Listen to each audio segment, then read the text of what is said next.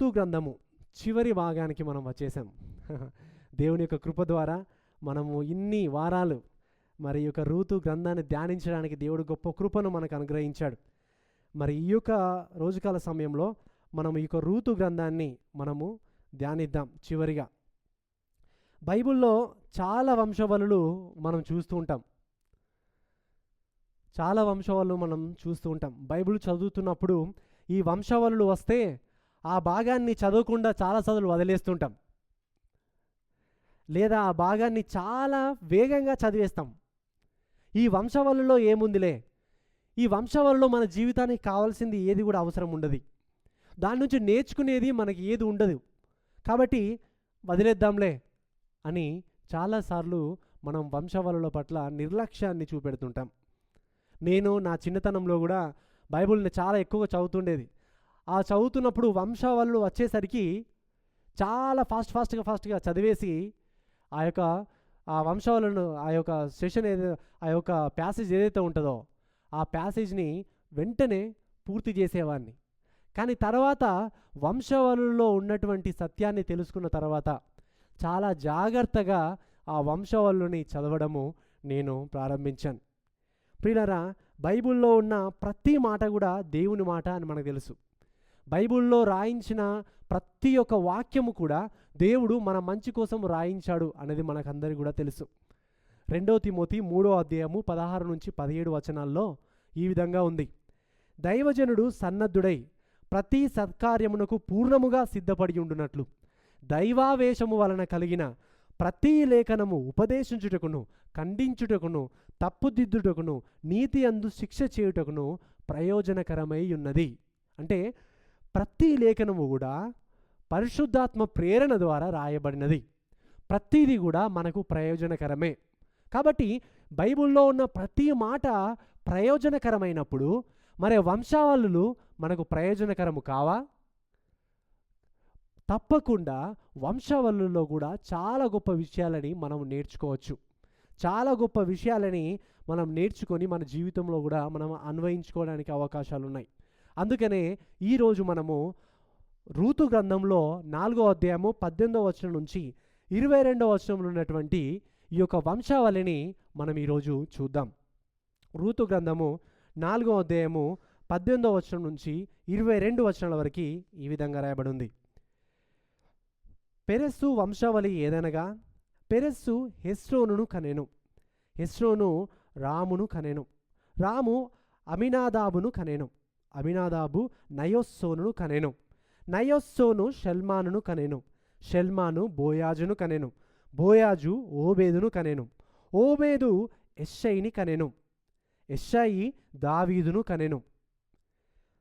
ప్రియులరా, ఈ యొక్క చదవబడిన వచన భాగాల్లో ఈ యొక్క వంశావళి ఉండడం మనం చూస్తుంటాం. ఈ వంశావళి నుంచి మనం ఏం నేర్చుకోవాలి, అసలు ఈ వంశావళిని మనము ఎలా అర్థం చేసుకోవాలి అనే విషయాన్ని మనం చూద్దాం. వంశావళి, బైబిల్లో ఉన్నటువంటి వంశావళులు మనకి ఏం తెలియజేస్తాయి అంటే, మొట్టమొదటిగా బైబిల్లో ఉన్న వంశావళులు మనకి చరిత్ర యొక్క నమ్మకత్వాన్ని గురించి రుజువు చేస్తాయి.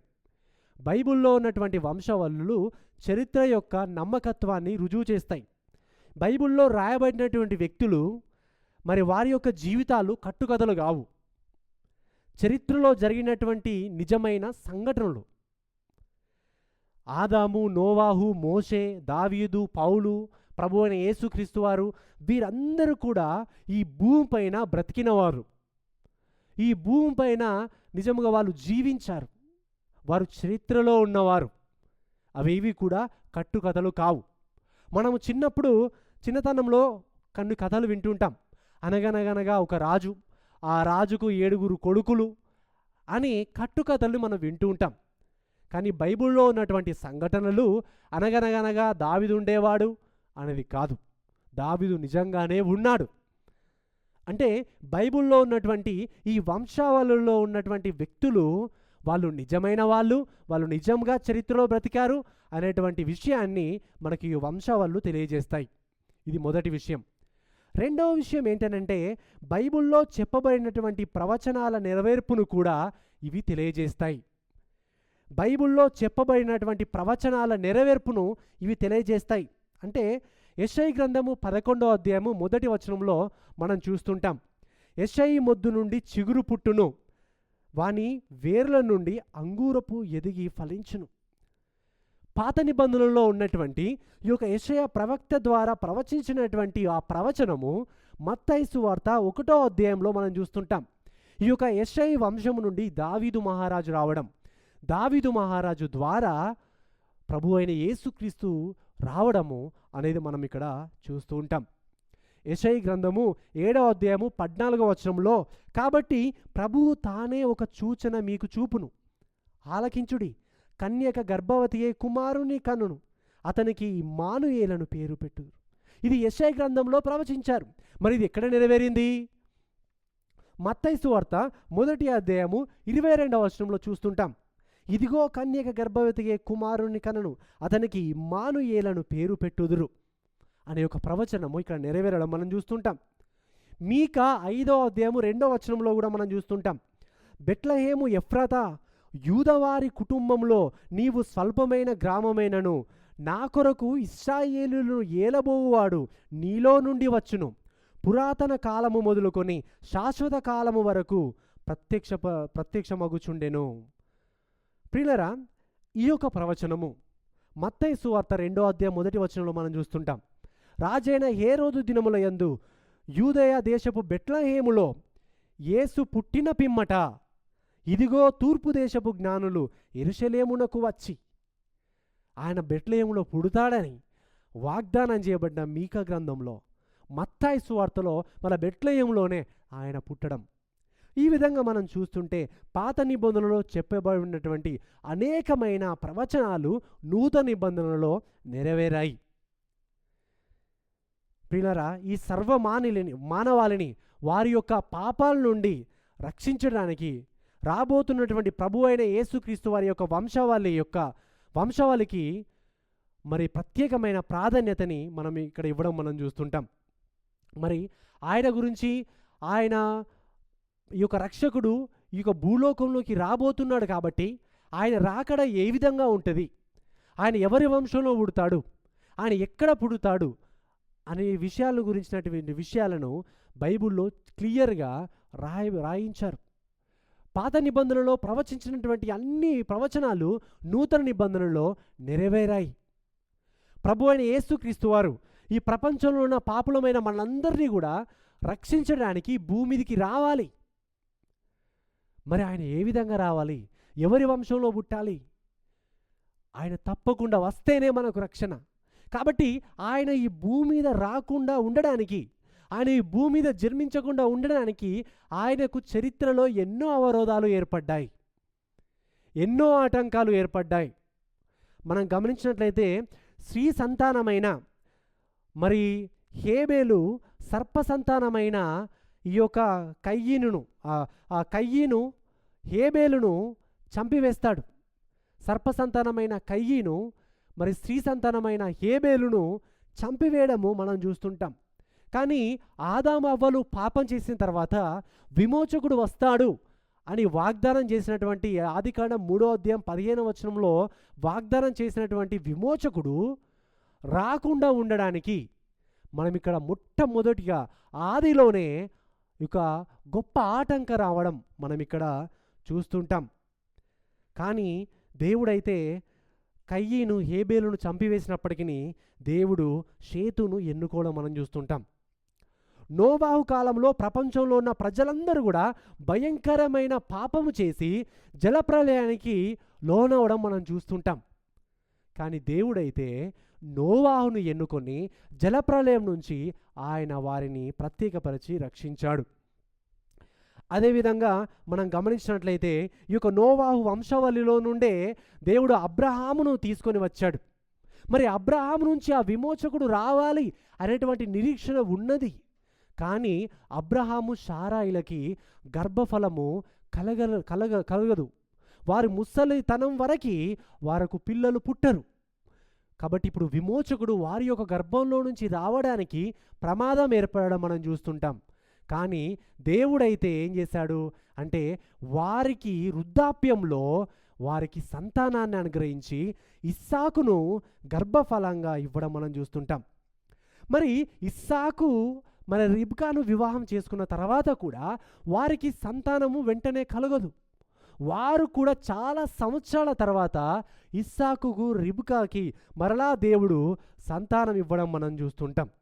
వారి సంతానమైన మరి యాకోబు సంతానములో నుండి మరి విమోచకుడు రావాలి అని మనం గమనించినట్లయితే యాకోబు సంతానంలో నుంచి యూదా ద్వారా ఈ వాగ్దానాన్ని చేయబడిన సంతానం కొనసాగించడానికి దేవుడు ఇశ్రాయేలు దేశంలో నుండి మరి ఇశ్రాయేలు దేశంలో కరువు వచ్చినప్పుడు ముందుగా యోసేపును ఐగుప్తు దేశానికి పంపించి ఈ యూదాను కాపాడడానికి యోసేపును ఒక ఆయుధముగా వాడుకొని ఐగుప్తు దేశంలో ప్రధానమంత్రిగా చేయడం చూస్తుంటాం. ఆ ఐగుప్తు దేశంలో ఆయన ఉన్న తర్వాత యూదా తన అన్నదమ్ములు అందరు ఇక్కడికి వచ్చిన తర్వాత ఈ యూదా ఇశ్రాయేలు దేశంలో కరువు ద్వారా నశించిపోకుండా యూదాను దేవుడు రక్షించడం మనం ఇక్కడ చూస్తుంటాం. ప్రియులారా, అదేవిధంగా మనం గమనించినట్లయితే దేవుడు ఆ యొక్క యూదా యొక్క జీవితాన్ని బట్టి మరి ఆ యొక్క యూదా ద్వారా దేవుని యొక్క సంతానం అంటే విమోచకుడు రావాలి అంటే మరి యూదా కూడా అతడు తన యొక్క కోడలితో పాపం చేస్తాడు.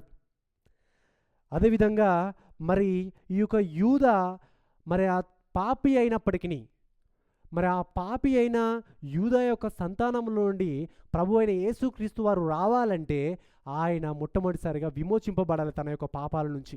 అందుకనే యూదాను ఆయన రక్షించి ఆ యొక్క సంతానాన్ని ఇంకను కూడా కంటిన్యూ చేయడం మనం చూస్తుంటాం.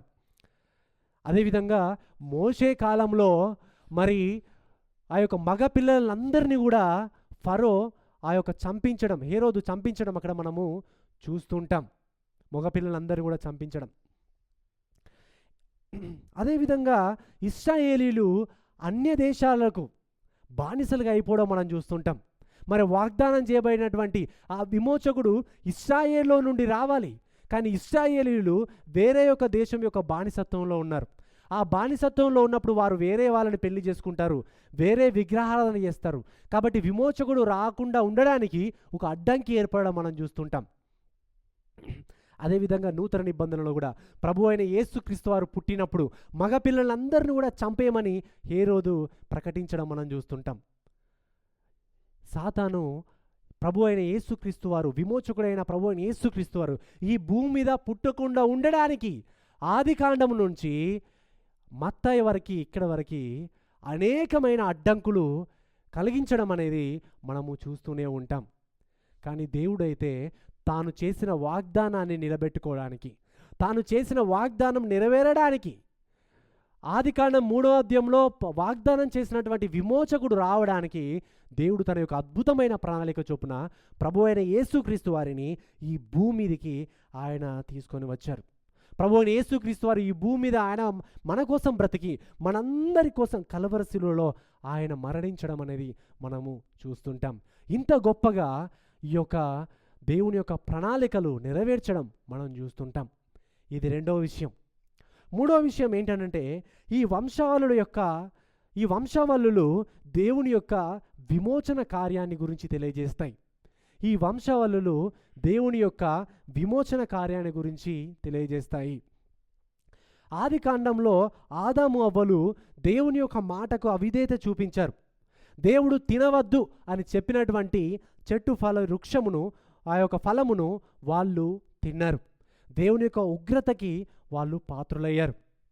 దేవునితో వారుకున్నటువంటి ఆత్మీయమైన సావాసాన్ని వాళ్ళు కోల్పోయారు. దేవునికి మానవునికి మధ్యలో ఎడబాటు వారి పాపం వల్ల వచ్చేసింది. ఆదాము యవ్వల యొక్క అవిధేయత ద్వారా పాపము ఈ లోకంలోనికి వచ్చేసింది. అలాగే ఆదాము ద్వారా పుట్టినటువంటి సంతానం అందరూ కూడా పాపంలోనే ఉన్నారు. పాపం జన్మతః అందరూ కూడా పాపులుగానే మారిపోయారు. ఇప్పుడు మనమందరము కూడా ఆదామును బట్టి మనమందరము కూడా పాపులమే. మనమందరము మన జన్మతః మనమందరము కూడా పాపులమే. మరి ఈ యొక్క పాపం వలన దేవునితో కోల్పోయినటువంటి సంబంధాన్ని తిరిగి ఐక్యపరచాలంటే, మరి దేవునితో తిరిగి మరలా పాపి అయిన మానవుడు మరలా ఆయన దగ్గరికి చేరుకోవాలంటే మరి ఎలా సాధ్యం, ఎలా పాసిబుల్ అవుతుంది అని మనం గమనించినప్పుడు మరి దేవుడే ఆ యొక్క గొప్ప విమోచకుణ్ణి మన కోసం ఆయన వాగ్దానం చేశాడు. ఆదికాండం 3:15 చూడండి. ఆదికాండం 3:15 ఈ విధంగా ఉంది. మరియు నీకును స్త్రీకిని నీ సంతానమునకును ఆమె సంతానమునకును వైరము కలగజేసేదను. అది నిన్ను తల మీద కొట్టును, నీవు దానిని మడిమ మీద కొట్టుదు అని చెప్పెను. సర్ప సంతానమునకును స్త్రీ సంతానమునకు మధ్య వైరము కలగజేసేదను అని దేవుడు చెప్పాడు. అంటే సర్ప సంతానము అంటే ఇక్కడ సాతాను, అవిశ్వాసులు. స్త్రీ సంతానము అంటే ప్రభు అయిన యేసుక్రీస్తు వారు, అదేవిధంగా ఆయన యందు విశ్వాసం ఉంచిన వారు. సాతాను అతని మడమ మీద కొట్టును అంటే కేవలం సాతాను చేసేది ఏంటనంటే ప్రభు అయిన యేసుక్రీస్తు వారికి శ్రమలను కలగజేయడం సిలువలో మాత్రమే చేస్తుంది. కానీ ఆ యొక్క ప్రభు అయిన యేసుక్రీస్తు వారు మాత్రం సాతాను యొక్క తలని ఆయన తొక్కేస్తాడు. సాతాను యొక్క శక్తులన్నింటినీ కూడా లయపరిచి కంప్లీట్గా నిత్య నరకంలోనికి, అగ్నిగుండంలోనికి సాతానును పడవేస్తాడు అనేటువంటి వాగ్దానాన్ని దేవుడు ఆదికాండం 3:3 ఇవ్వడం మనం చూస్తుంటాం. అయితే ఈ యొక్క గొప్ప కార్యం చేయడానికి దేవుడు విమోచకుణ్ణి ఆదికాండంలోనే వాగ్దానం చేశాడు. ఆదికాండం 3:15 సంతానము అని రాయబడిన పదము ఏకవచనం. అంటే ఆ యొక్క సంతానము అనే పదము ఒకరిని గురించే తెలియజేస్తుంది. ఎవరి గురించి తెలియజేస్తుందనంటే ప్రభు అయిన యేసుక్రీస్తు వారి గురించే అది తెలియజేస్తుంది. ఆయన మానవుడిగా ఈ భూలోకంలోనికి రాబోతున్నాడని విషయాన్ని మనకు ఇక్కడ తెలియజేస్తుంది. మరి ఆయన ఎలా వస్తాడు, ఆయన ఎవరి కుటుంబంలో పుడతాడు, ఆయన ఏం చేస్తాడు అనే విషయాన్ని మిగతా బైబుల్ అంతా కూడా మనము చూస్తుంటాం.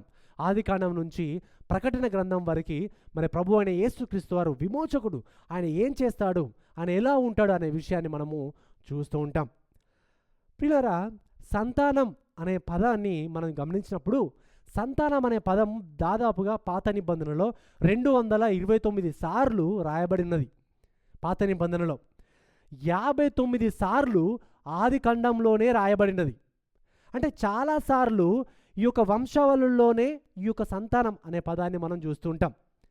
అయితే మనం చాలాసార్లు ఈ వంశావళులు నిర్లక్ష్యం చేస్తాం. కానీ ఈ వంశావళుల్లో నుంచే బైబిల్లో ఉన్నటువంటి అతి ప్రాముఖ్యమైన గొప్ప సారాంశాన్ని దేవుడు ఈ యొక్క వంశావళుల్లో ఆయన రాయించాడు. బైబిల్ అంతా కూడా మానవుని యొక్క విమోచన కార్యాన్ని గురించి తెలియజేస్తుంది. బైబిల్ అంతా కూడా ఈ విమోచన కార్యము ఆదికాండం నుంచి ప్రకటన గ్రంథం వరకు కూడా దేవుని యొక్క విమోచన కార్యము మనకు అర్థమవుతూ ఉంటుంది.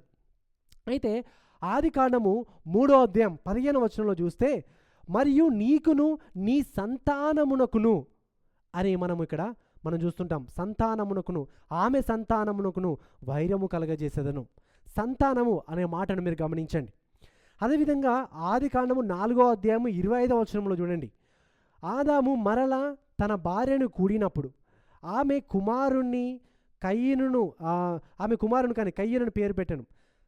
కయ్యనును చంపిన హేబెలునకు ప్రతిగా దేవుడు నాకు మరి ఒక సంతానమును నియమించననుకొని అతనికి షేతు అను పేరు పెట్టెను.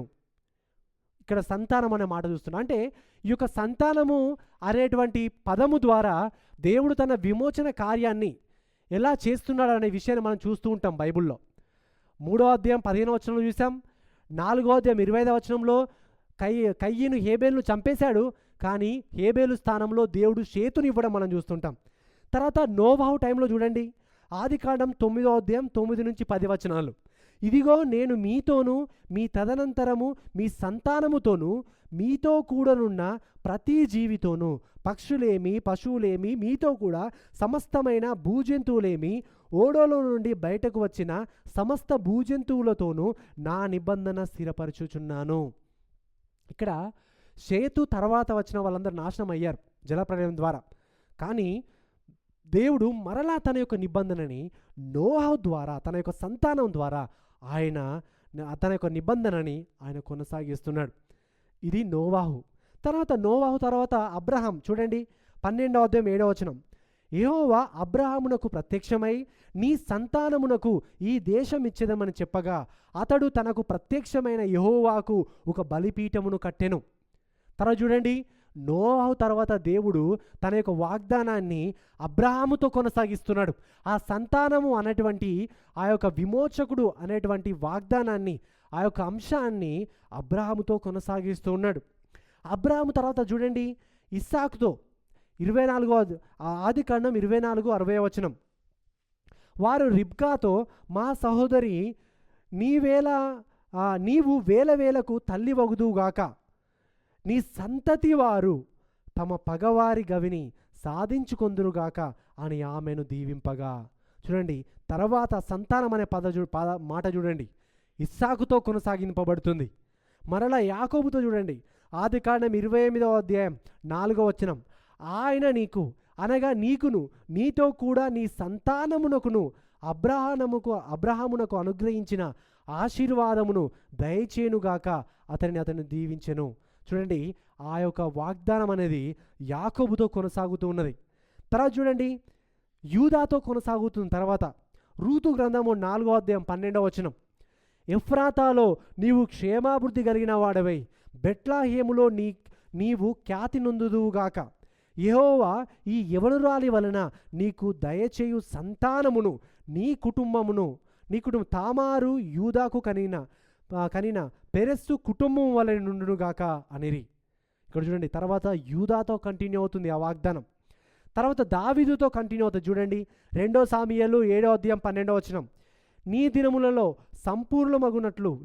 సంపూర్ణమగునట్లు నీవు నీ పితరులతో కూడా నిద్రించిన తర్వాత నీ గర్భంలో నుండి వచ్చిన నీ సంతతిని హెచ్చించి రాజ్యమును అతనికి స్థిరపరచెదను. దేవుడు తన వాగ్దానాన్ని దావీదుతో స్థిరపరుస్తూ ఉన్నాడు. ప్రియులారా, ఆదామునకు పుట్టినటువంటి కుమారులలో కయీను హేబేలు గురించి మొట్టమొదటిసారిగా మనం చూస్తుంటాం. బహుశా దేవుని యొక్క వాగ్దానం చేసినటువంటి విమోచకుడు బహుశా ఈ ఇద్దరిలో ఎవరైనా ఒకరు ఉండవచ్చు అని ఆదాము అనుకుని ఉండవచ్చు. కానీ కయీను హేబేలును చంపివేయడం మనం ఇక్కడ చూస్తుంటాం. సర్పసంతానమైన కయీను స్త్రీ సంతానమైన హేబేలును చంపివేయడం మనం ఇక్కడ చూస్తుంటాం. తర్వాత దేవుడు షేతును ఆదామునకు కుమారునిగా దయచేస్తాడు.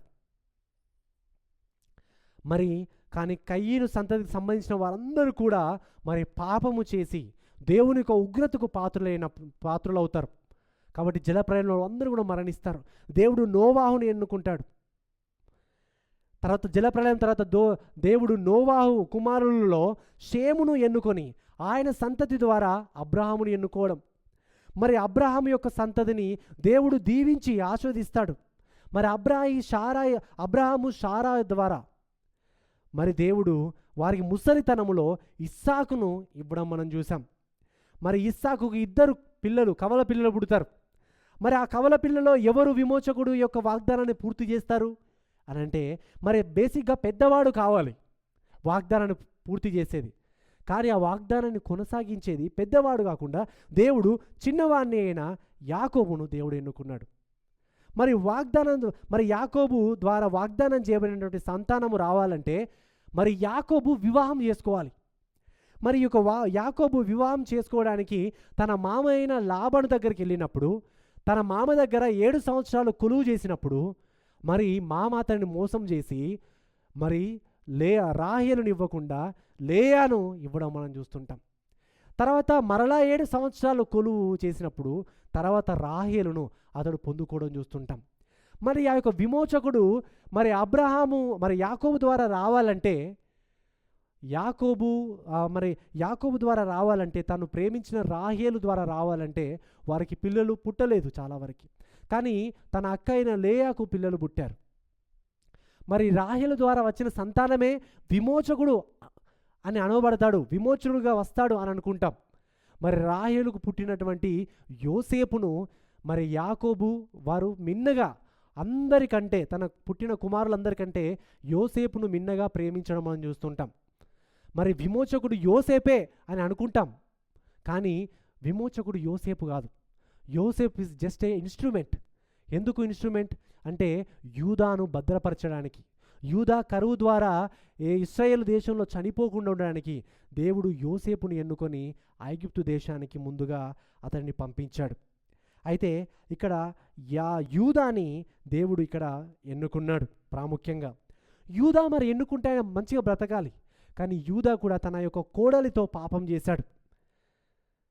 మరి ఈ యొక్క పాపం చేసినటువంటి ఈ యొక్క యూదాను కూడా దేవుడు తన యొక్క ప్రణాళికలో ఆయన ఎన్నుకున్నాడు. దేవుడు వాగ్దానం చేసిన సంతానము, విమోచకుడు యూదా కుటుంబంలో నుండి రావాలంటే మొట్టమొదటిసారిగా దేవుడు యూదాను క్షమించాలి, యూదాను విమోచించాలి. కాబట్టి మొట్టమొదటిసారిగా యూదాను విమోచించి ఆ యూదా సంతానములో ఉండే దావీదు మహారాజును తీసుకొని వచ్చాడు. దావీదు మహారాజు తన యొక్క ముత్తాత అయినటువంటి యూదా లాగానే కూడా అతడు ప్రవర్తించాడు. ఎలా అంటే యూదా ఏమంటాడంటే యోసేపు దగ్గర, యోసేపు అంటాడు, నీవు వెళ్ళి నీ యొక్క చిన్న తమ్ముడైన బెన్యామీనును తీసుకుని రా అని, ఇశ్రాయేలు దేశానికి నువ్వు వెళ్ళు అని పంపించినప్పుడు తన అన్నదమ్ములకు చెప్పినప్పుడు యూదా ఏమంటాడంటే, బెన్యామీను మా తండ్రికి చాలా ప్రియమైన వాడు, మా బెన్యామీను ఇదివరకే యోసేపు అనే ఒక చిన్న తమ్ముడు మాకు ఇదివరకే చనిపోయాడు, వాడిని బట్టే మా తండ్రి ఇదివరకే చాలా బాధపడుతూ ఉన్నాడు. ఒకవేళ మరలా చిన్న తమ్ముడైన బెన్యామీనును మా తండ్రి దగ్గర నుండి తీసుకొని వస్తే మా తండ్రి మరి పుత్రులు లేనివాడిగా ఉండి అక్కడే చనిపోతాడు అని చెప్పి, నా తమ్మునికి ప్రతిగా నన్ను నీకు దాసునిగా ఉంచుకో అని యోసేపుకు యూదా చెప్పడం అనేది మనం చూస్తుంటాం. అతని యొక్క మారు మనసు స్టార్ట్ అవ్వడం మనం చూస్తుంటాం. అక్కడ అతడు చేసినాడు. మరి అలాగేనే దావీదు మహారాజు కూడా ఏం చేశాడంటే, యూదా నుంచి వచ్చాడు కాబట్టి యూదా లాగానే ఈయన కూడా ప్రతిగా ఇశ్రాయేలులకు ప్రతిగా ఫిలిస్తీయులతో యుద్ధం చేశాడు. ఫిలిస్తీయులు ఇశ్రాయేలు దేశాన్ని వారి మీదకి యుద్ధం చేయడానికి వచ్చినప్పుడు ఇశ్రాయేలు అందరూ భయపడతారు. గొలియాతు చూడడానికి చాలా ఎత్తుంటాడు, చాలా దిష్టంగా ఉంటాడు. కాబట్టి ఆయనను చూసి అందరూ భయపడుతూ ఉంటారు. ఆయనతో యుద్ధం చేయడానికి ఎవరు కూడా ముందుకు రారు. మరి అలాంటప్పుడు దావీదు ఇశ్రాయేలులందరికీ ప్రతిగా నేను యుద్ధం చేస్తానని దావీదు ముందుకు రావడం మనం ఇక్కడ చూస్తుంటాం. అంటే ప్రతినిధి అనేటువంటి విషయాన్ని మనం ఇక్కడ గమనించాలి. యూదా ఏ విధంగా తన సోదరునికి ప్రతినిధిగా ఉన్నాడో, దావీదు మహారాజు కూడా తన దేశం ఇశ్రాయేలుకు ప్రతినిధిగా అతడు నిలబడ్డాడు అనే విషయాన్ని మనం ఇక్కడ చూస్తుంటాం. ప్రియులారా, దావీదు గొలియాతు స్టోరీలో చాలాసార్లు మనం ఎప్పుడిన్నా మనం ఏం వింటాం స్టోరీలు, దానివల్ల నేర్చుకున్న నీతి ఏంటి అంటే మనం ఏం చేస్తామనంటే శత్రువులను చంపివేయాలనో కానీ, ధైర్యంతో ఉండాలి, దేవుడు ఏదైనా చేస్తాడు, ఒక్క రాయితోనే మరి ఆయన కొట్టాడు, దేవుడు తలుచుకుంటే ఏదైనా చేయగలడు, దేవుడు నీ పక్షాన ఉన్నాడు అని ఎన్నో మనము దాని నుంచి కథల నుంచి సండే స్కూల్ స్టోరీస్ మనం చెప్తుంటాం. కానీ దాని వెనకాల ఉన్నటువంటి ప్రాముఖ్యమైన ఉద్దేశం అది కాదు. దావీదు స్త్రీ సంతానము, గొలియాతు సర్ప సంతానం. ఈ గొలియాతు ఆయన సర్ప సంతానం అని జ్ఞాపకం చేయడానికే దావీదు ఏం చేశాడంటే గొలియాతు యొక్క తలని నరికేశాడు. ఆదికాండం 3వ అధ్యాయం 15వ వచనంలో మనం ఏం చూస్తుంటాం, ఆయన ఏం చేస్తాడు, నీ తలను తొక్కేస్తాడు, నీ తలను నలగొడతాడు అనేటువంటి వాగ్దానము ఇక్కడ దావీదు గొలియాతు యొక్క తలను నరికివేయడం బట్టి కంటిన్యూ అవుతుండడం మనం ఇక్కడ చూస్తుంటాం. అంటే ఈ యొక్క స్త్రీ సంతానమునకును సర్ప సంతానముకు మధ్య ఈ యొక్క విరోధము, ఈ యొక్క పోరాటం అనేది మనం ఇక్కడ చూస్తూ ఉంటాం.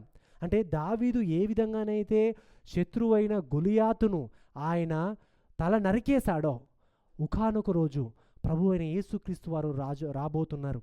ఆయన సాతానును పూర్తిగా తొక్కివేసి అగ్నిగుండంలో పడవేస్తాడు అనే సంఘటనకు సాదృశ్యంగా ఈ యొక్క కథను, ఈ యొక్క స్టోరీ అక్కడ జరగడం మనం చూస్తుంటాం.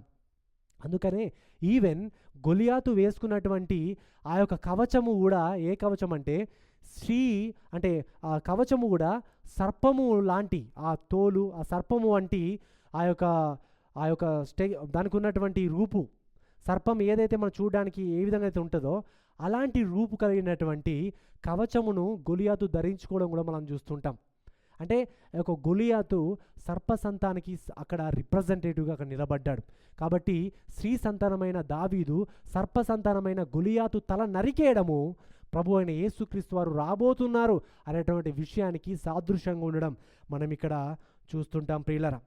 సో ఈ విధంగా మరి చాలా మనం ఇక్కడ చూస్తూ ఉంటాం. మరి చాలా గమనించినట్లయితే దేవుడు వాగ్దానం చేశాడు విమోచకుణ్ణి. దేవుడు వాగ్దానం చేసినటువంటి విమోచకుడు తన యొక్క ప్రణాళికలో రావడం మనం ఇక్కడ చూస్తుంటాం. యూదా తన సహోదరునికి ప్రతిగా ఆయన నిలబడినట్టుగా, దావీదు మహారాజు ఇశ్రాయేలులందరికీ ప్రతినిధిగా నిలబడినట్టుగా, విమోచకుడైన ప్రభు అయిన యేసుక్రీస్తు వారు కూడా మనందరికీ ప్రతినిధిగా ఆ కలువరి శిలువలో ఆయన నిలబడ్డారు. ఆ కలువరి శిలువలో ఆయన సిలువ వేయబడినాడు. ప్రపంచ మానవాళ్ళందరినీ కూడా వారి యొక్క పాపాల నుంచి విమోచించడానికి గొప్ప రక్షణ కార్యాన్ని ఆయన మనందరి కోసం ఆయన చేశాడు. సాధారణంగా ఒక బానిసత్వం నుంచి విమోచింపబడాలంటే ఎవరైనా యుద్ధం చేస్తారు, ఇతరులని చంపివేస్తారు. కానీ ప్రభు అయిన యేసుక్రీస్తు వారు మనల్ని విమోచించడానికి ఏ యుద్ధం చేయలేదు, ఎవరిని ఆయన చంపివేయలేదు. కానీ ప్రభు అయిన యేసుక్రీస్తు వారే మనందరి కొరకు ఆయన మరణించారు. మనందరి కొరకు ఆయన సిలువ మీదకి ఎక్కారు. ప్రియులారా, ఆయన మన కోసం మరణించడం ద్వారా మనకు గొప్ప విమోచన రావడం మనం ఇక్కడ చూస్తుంటాం. ప్రియులారా, అదేవిధంగా ఈ యొక్క రూతు గ్రంథంలో ఉన్నటువంటి వంశావళిని గురించి మనం ఆలోచిస్తే, మరి 3వ వచనంలో యూదా తామారునందు పెరెస్సును జేరాహును కనెను. అయితే రూతు 4వ అధ్యాయంలో మరి తామారు గురించి మనం చూస్తుంటాం. ఈ యొక్క తామారు గురించి 14వ వచనంలో కూడా 12వ వచనంలో కూడా చూస్తుంటాం. 4వ అధ్యాయంలో, ఎఫ్రాతాలో నీవు క్షేమాభివృద్ధి కలిగిన వాడవై బెత్లెహేములో నీవు ఖ్యాతి నొందుదువుగాక. యెహోవా ఈ యవనురాలి వలన నీకు దయచేయు సంతానమును నీ కుటుంబమును తామారు యూదాకు కనిన పెరెస్సు కుటుంబం వలె నుండునుగాక అనిరి. ఇంతకీ తామారు ఎవరు? ఎక్కువ శాతం వంశావళుల్లో మనము పురుషుల పేర్లే చూస్తుంటాం, స్త్రీల పేర్లు చాలా తక్కువగా చూస్తుంటాం. చాలా తక్కువ అంటే లిటరల్గా 4 పేర్లు మాత్రమే మనం చూస్తుంటాం. ఆ 4 పేర్లలో ఒకానొక పేరు ఎవరంటే ఈ యొక్క తామారు. ఈ తామారు ఎవరు అంటే తామారు ఒక అన్యురాలు. తామారు గురించి మనము ఆదికాండం 38వ అధ్యాయంలో మనం చూస్తుంటాం. యూదా ఒక కానానీ కుమార్తెతో తన యొక్క కుమారుడైన ఏరుకు మరి పెళ్లి చేస్తాడు. తర్వాత తన కుమారునికి మరి కానానీయురాలైన తామారుకి ఇచ్చి పెళ్లి చేస్తాడు. మరి ఆ యొక్క ఏరు దేవుడి యొక్క దృష్టికి పాపం చేస్తాడు కాబట్టి దేవుడు ఆ యొక్క ఏరును చంపివేస్తాడు. మరి పాత నిబంధనలో ఉన్నటువంటి ఆచార ప్రకారం ఎవరైనా చనిపోతే తన యొక్క సహోదరుడు తన భార్యను పెళ్లి చేసుకోవాలి. మరి అలా ఏరు చనిపోయాడు కాబట్టి ఏరు తర్వాత వచ్చినటువంటి సహోదరుడు మరి ఆ యొక్క తామారును పెళ్లి చేసుకోవడం మనం చూస్తుంటాం. పెళ్లి చేసుకున్న తర్వాత ఆయన కూడా దేవునికి విరోధంగా ప్రవర్తిస్తాడు కాబట్టి దేవుడు ఆయన కూడా మళ్ళీ చంపివేస్తాడు. తర్వాత ఈ యొక్క యూదా ఏం చేస్తాడంటే, మరి ఈ విధంగా పెళ్లి చేస్తే నా కుమారులు చనిపోతున్నారని ఈ యొక్క తామారును తమ తండ్రి ఇంటికి పంపించేస్తాడు. తండ్రి ఇంటికి పంపించిన తర్వాత ఆమె తండ్రి ఇంటిలో దగ్గరనే ఉంటుంది. ఒకసారి యూదా ఏం చేస్తాడంటే తన యొక్క గొర్రెల యొక్క బుచ్చును మరి కత్తిరించడానికి తిమ్నాతు అనే ప్రాంతానికి ఆయన ప్రయాణమే వెళుతుంటాడు. ఇలా ప్రయాణమే వెళుతున్నాడని తన యొక్క కోడలైన తామారు తెలుసుకొని ఒక వేశ్యలా రెడీ అయ్యి ఆ మార్గ మధ్యంలో నిలబడుతూ ఉంటుంది. ఆ మార్గ మధ్యలో నిలబడినప్పుడు యూదా తామారుతో ఆయన పాపం చేస్తాడు. పాపం చేసిన తర్వాత ఆమె గర్భవతి అవుతుంది. గర్భవతి అయి కవల పిల్లలు ఆమె గర్భంలో ఉంటారు. కాబట్టి చూడండి, ఆదికాండం 38వ అధ్యాయం 27 నుంచి 30లో ఈ మాట ఉంటుంది. ఆమె ప్రసవ కాలమందు కవలవారు ఆమె గర్భమందుండిరి. ఆమె ప్రసవించుచున్నప్పుడు ఒకడు తన చెయ్యి బయటకు చాచెను గనుక మంత్రసాని ఎర్ర నూలు తీసి వాని చేతికి కట్టి ఇతడు మొదట బయటకు వచ్చెనని చెప్పెను. అతడు తన చెయ్యి వెనుకకు తీసినప్పుడు అతని సహోదరుడు బయటకు వచ్చెను. అప్పుడు ఆమె నీవేలా బెదిరించుకుని వచ్చితివనెను. అందుచేత అతనికి పెరెస్సు అను పేరు పెట్టబడెను. తర్వాత నీ చేతిని ఆ తోగారు గల అతని సహోదరుడు బయటకు వచ్చెను, అతనికి జేరాహు అను పేరు పెట్టబడెను. ఈ వచనాలలో మనము పెరెస్సు ఎవరో కూడా మనం చూస్తుంటాం. పెరెస్సు యూదాకు తామారునకు పుట్టినటువంటి కుమారుడు అనే విషయాన్ని మనం చూస్తుంటాం. ఒక వేశ్యలా బట్టలు వేసుకొని తన మామను మోసం చేసినటువంటి ఈ యొక్క తామారు యొక్క వంశావళి నుంచి ప్రభు అయిన యేసుక్రీస్తు రావడం అనేది నిజముగా చాలా ఆశ్చర్యం. మరి ఎందుకు వారి యొక్క వంశావళి నుంచి యేసుక్రీస్తు ఎందుకు వచ్చాడు?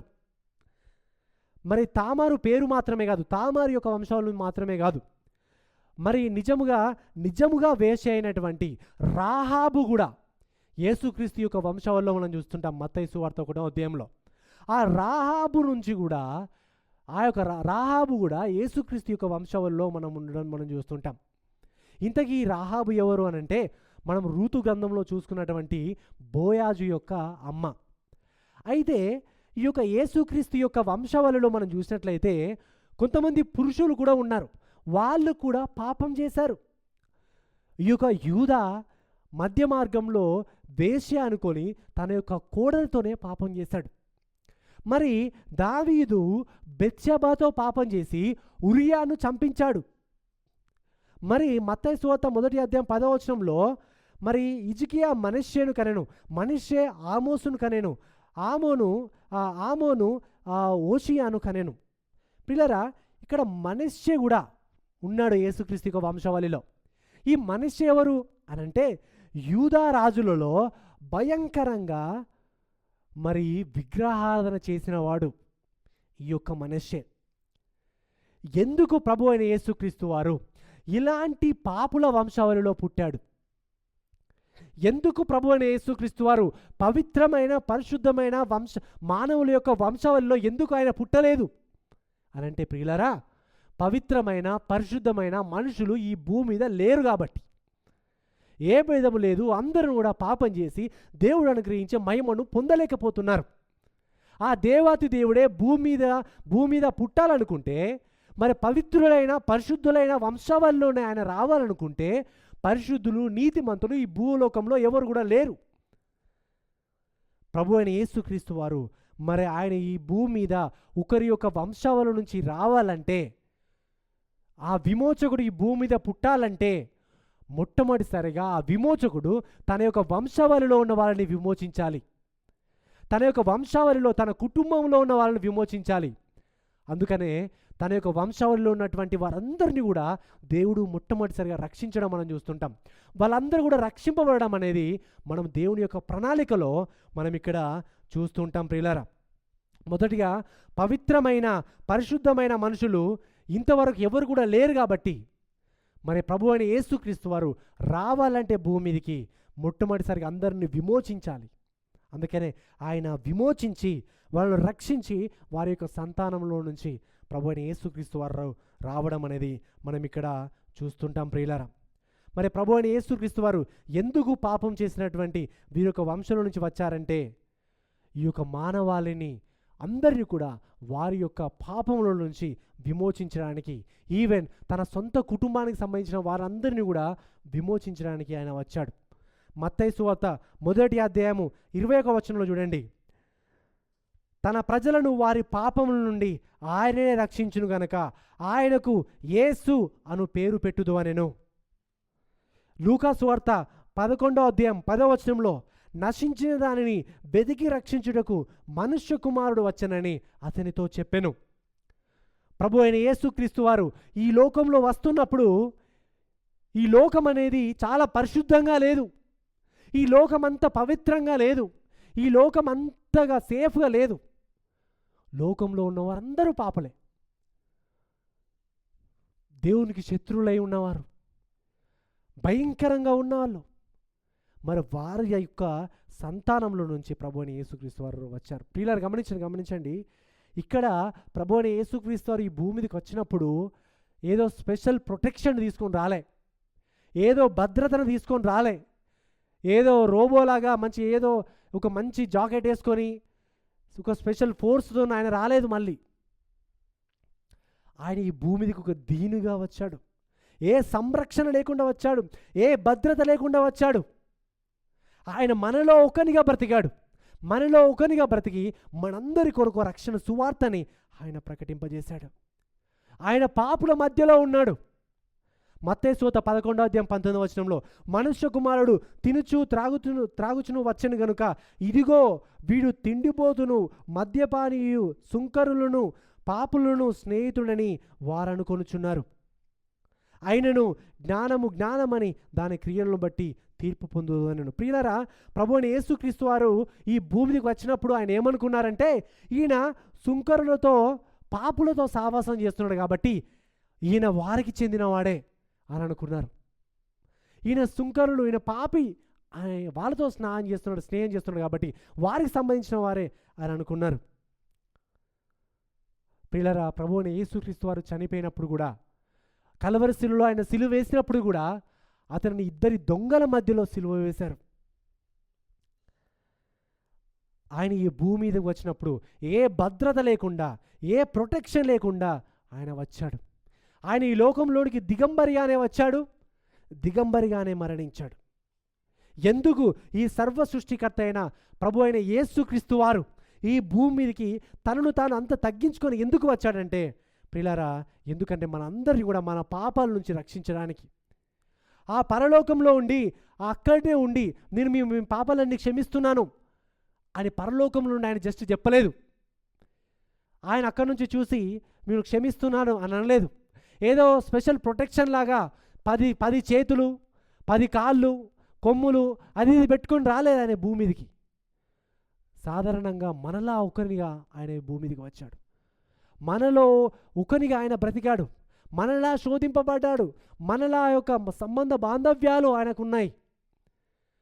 మనలో ఒకనిగా బ్రతికి మన కొరకు జీవించి, మనం జీవించిన జీవితాన్ని ఆయన మన కొరకు జీవించి, మనం వెళ్ళలేనటువంటి ఆ సిలువ దగ్గరికి ఆయన వెళ్ళి మన కొరకు ఆయన మరణించాడు. ప్రియులారా, మన పాపాల నుంచి మనం రక్షింపబడాలంటే, విమోచింపబడాలంటే ఆ దేవాతి దేవుడు మనలో ఒకని వంటి వాడుగా ఉండాలి, మనలో ఒకడుగా ఉండాలి. మరి మనలో ఒకనిగా ఉండాలంటే ఆయన పరలోకంలోనే ఉంటేనే పాసిబుల్ కాదు. ఆయన మన దగ్గరికి రావాలి, మనతో బ్రతకాలి, మనలా ఆయన ఉండాలి. కాబట్టి ఆయన ఈ భూమి మీదకి వచ్చాడు. ఈ యొక్క మనము మన పాపాల నుంచి రక్షింపబడాలంటే అది మనతో అసాధ్యం, అది దేవుడికి మాత్రమే సాధ్యం. కాబట్టి భూమి మీదకి ఆయన దేవాతి దేవుడు మానవునిగా వచ్చాడు. మన పాపాలు దేని ద్వారా కూడా క్షమించబడవు. ఎన్ని దాన ధర్మాలు చేసినా కూడా మన పాపాలు క్షమించబడవు.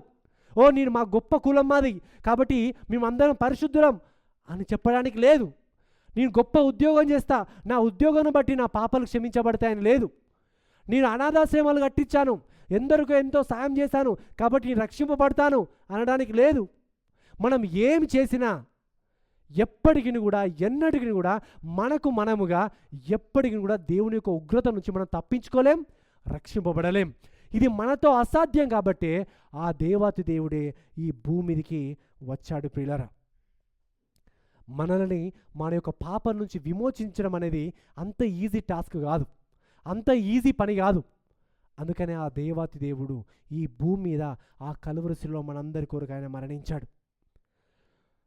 ప్రభు అయిన యేసుక్రీస్తు వారి యొక్క ప్రేమ రూతు నయోమి మీద ఉన్న ప్రేమ కంటే గొప్పది. ప్రభు అయిన యేసుక్రీస్తు వారు ఆ పరలోక రాజ్యాన్ని వదిలి ఆయన మన కొరకు ఈ దీనుడిగా ఈ భూమి మీదకి వచ్చాడు. తన యొక్క ప్రేమను మన పట్ల ఆయన వ్యక్తం చేశాడు. ఈ సత్యం అనేది రూతు తన స్వదేశమైన మరి మోయాబు దేశాన్ని విడిచి రావడం కంటే గొప్పది. ఆ దేవాతి దేవుడు పరలోక రాజ్యాన్ని వదిలి ఈ భూమికి రావడం అనేది మరి రూతు తన స్వదేశమైన మోయాబు దేశాన్ని విడిచిపెట్టి రావడం కంటే గొప్పది. నయోమి యొక్క కుటుంబాన్ని కాపాడడానికి, నిలబెట్టడానికి వారికి ఒక సమీప బంధువుడు ఉన్నాడు, బోయాజు ఉన్నాడు. కానీ ప్రభు అయిన యేసుక్రీస్తు వారు కల్వరి శిలువలో ఆయన మరణించడానికి వెళుతున్నప్పుడు ఆయన సమీప బంధువులే, ఆయన సమీప స్నేహితులే ఆయన నుంచి దూరంగా వెళ్ళారు, ఆయన వదిలిపెట్టేశారు. ప్రియులారా, పాపులమైన మన పట్ల తన యొక్క గొప్ప అమూల్యమైన ప్రేమని ఆయన మనలో చూపించాడు. మనలాంటి వారి కోసం ఆయన చనిపోయాడంటే దేవుడు ఎంత గొప్పవాడో ఒక్కసారి మనం ఆలోచించాలి. ప్రియులారా, మన యొక్క జీవితాలు మనం పరిశీలన చేసుకున్నప్పుడు మన జీవితాలు ఎంత పాదరోత జీవితం కొరకు ఆయన ఈ భూమి మీద మనలాంటి వారి కొరకు ఆ పరలోక రాజ్యాన్ని వదిలి ఈ భూమి మీద మన కొరకు చనిపోయాడంటే దేవుడు మనల్ని ఎంత గొప్పగా ప్రేమిస్తున్నాడో ఒకసారి మనం గమనించాలి ప్రియులారా. నిజముగా మనలో ఎవరము కూడా పరలోక రాజ్యానికి వెళ్ళడానికి ఎలాంటి అర్హత లేదు, ఎలాంటి యోగ్యత మనకు లేదు, ఎలాంటి అర్హత ఎలాంటి యోగ్యత లేని మనల్ని తన యొక్క ప్రేమ ద్వారా యోగ్యులుగా చేశాడు, తన రక్తంతో కడిగి పవిత్రులుగా చేశాడు. ప్రియులారా, మరి ఎంతమంది ఈ ప్రభు అయిన యేసుక్రీస్తు వారు నా కొరకు కలవసిలో మరణించాడు, నన్ను నా పాపాల నుంచి విమోచించడానికి, దేవుడి యొక్క ఉగ్రత నుంచి విమోచించడానికి ఆ దేవాతి దేవుడే భూమి మీదకి వచ్చాడు, నా కొరకు మరణించాడు, తిరిగి లేచాడు, మరలా రాబోతున్నాడు అని ఎంతమంది నమ్మారు ఈరోజు? పిల్లరా, ఈరోజు మనలో ఎవరైనా ఆ విషయాన్ని నమ్మకపోతే దయచేసి మీరు గ్రహించండి, మీరందరూ కూడా పాపులు. మీరు మీ పాపంలోనే చనిపోతే ఖచ్చితంగా మీరు నరకానికి పోతారు. ఆ నరకం అనేది యుగయుగములు మీరు నిత్య రోదన, ఎప్పుడు కూడా భయంకరమైన శిక్షను మీరు అనుభవించబోతున్నారు. ప్రియులారా, ఇది చాలా భయంకరమైన పరిస్థితి. మీరు రక్షింపబడాలంటే, ప్రభుతో పాటు యుగయుగములు ఆయనతో పాటు మీరు ఉండాలంటే దయచేసి మీరు పాపులను గ్రహించండి. నేను పాపిని కాదు, నేను ఎవరికి అన్యాయం చేయలేదు, నీ మంచివాన్నే అని బహుశా మీరు అనుకొని మిమ్మల్ని మీరు ఎవరైనా మోసం చేసుకుంటే దయచేసి మీ కళ్ళు తెరిచి మీరు గమనించండి, మీరు పాపులు, మీకు రక్షకుడు అవసరం, మీరు రక్షింపబడాలి అనే విషయాన్ని తెలుసుకొని మీ పాపాలు మీరు ఒప్పుకొని ప్రభు దగ్గరికి రండి. ప్రియులారా, ఎవరైతే ప్రభు అయిన యేసుక్రీస్తు యందు మరి విశ్వాసం ఉంచారో వారందరూ కూడా మరి ప్రభు అయిన యేసుక్రీస్తు వారి బ్రతకండి. ఆయనకున్నటువంటి నిజంగా గుణలక్షణాలని మీరందరూ కూడా కలిగి ఉండండి. ఇంత గొప్ప కృపని దేవుడు మనందరికీ కూడా అనుగ్రహించునుగాక. Amen, amen.